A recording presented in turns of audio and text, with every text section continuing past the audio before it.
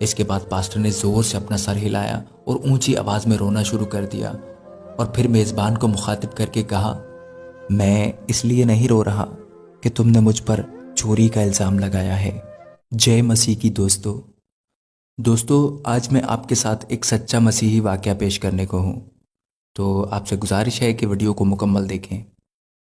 عزیزو، افریقہ کے ایک ملک میں ایک شخص بائبل مقدس کا عالم تھا۔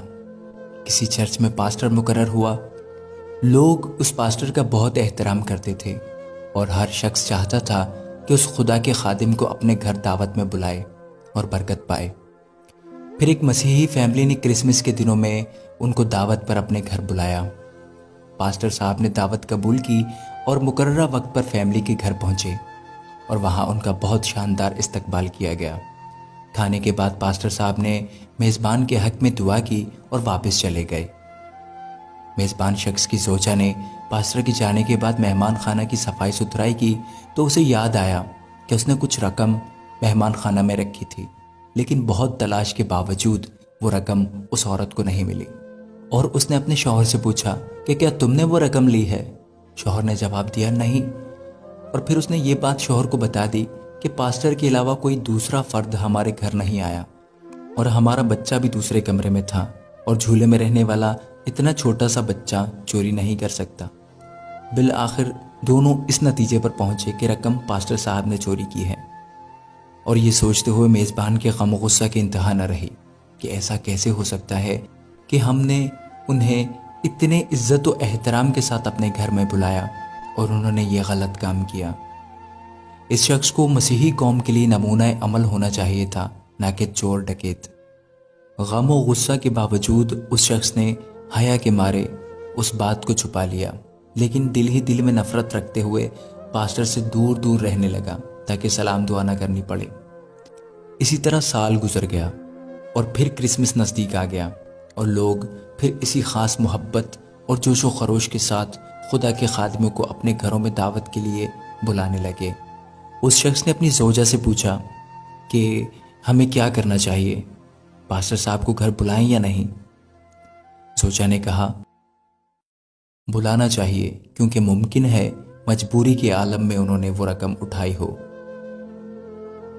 ہم انہیں معاف کر دیتے ہیں تاکہ خدا باپ بھی ہمارے گناہوں کو معاف کرے۔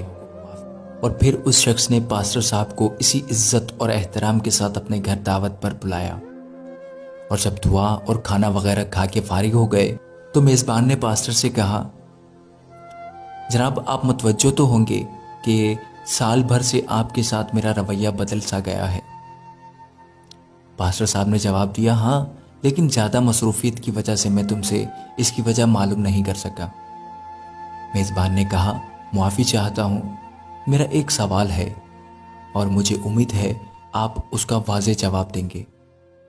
پچھلے سال کرسمس کے دنوں میں ہم نے آپ کی دعوت کی تھی اور میری زوجہ نے مہمان خانہ میں کچھ رقم رکھی تھی، اور پھر وہ رقم اٹھانا بھول گئیں، اور آپ کے جانے کے بعد بہت ڈھونڈنے کے باوجود بھی وہ رقم ہمیں نہیں ملی۔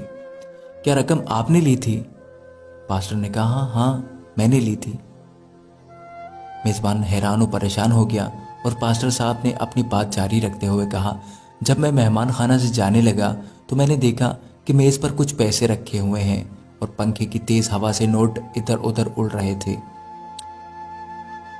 لہٰذا میں نے وہ نوٹ جمع کیے اور میں وہ رقم فرش کے نیچے یا کہیں اور نہیں رکھ سکا کہ ایسا نہ ہو کہ وہ رقم تم ڈھونڈ نہ سکو اور پریشان ہو جاؤ۔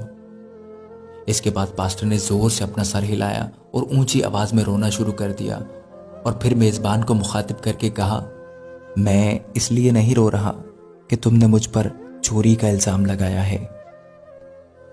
اگرچہ یہ بہت دردناک ہے، لیکن میں اس لیے رو رہا ہوں کہ ایک سال گزر گیا اور تم میں سے کسی نے بائبل مقدس کا ایک صفحہ بھی نہیں پڑھا، اور اگر تم بائبل مقدس کو ایک بار کھول کر دیکھ لیتے تو تمہیں رقم بائبل مقدس میں ہی رکھی مل جاتی۔ یہ سن کر میزبان بہت تیزی سے اٹھ کر بائبل مقدس اٹھا کر لایا اور جلدی سے کھولا، اور اس کو مکمل رقم بائبل مقدس میں رکھی ملی۔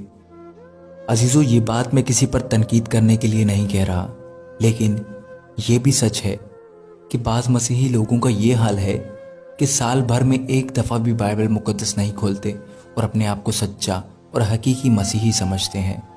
عزیزوں، میں دعا کرتا ہوں کہ خداوند ہم سب کو کلام مقدس کو پڑھنے اور اس کو سمجھنے اور اس پر عمل کرنے کی توفیق عطا فرمائے۔ آمین۔